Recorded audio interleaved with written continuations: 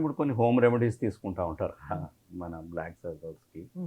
Like పొటాటోలో రాసుకోవడము, లేకపోతే cucumber రాసుకోవడము, ఇవన్నీ ఓకేనా మేడం సైంటిఫిక్గా? ఓకేనా అంటే మనకు సైడ్ ఎఫెక్ట్స్ లేవు. So you can try it definitely. But ఎంతవరకు ఇంప్రూవ్ అవుతుంది అనేది లైక్ ఐ సెడ్, ఇప్పుడు మనం రూట్ కాజ్‌ని ట్రీట్ చేయకుండా ఓన్లీ పైన పైన ఏదో చేసాము అంటే ఆ నెక్స్ట్ ఫ్యూ అవర్స్‌లో ఫ్రెష్‌గా కనిపిస్తుంది. But it's not like treating the disease. Madam ఇప్పుడు ఫుడ్ మీద ఏమన్నా ఆధారంగా ఉంటుందా madam? Via darkening of circles మనం తీసుకునే ఫుడ్ కానీ?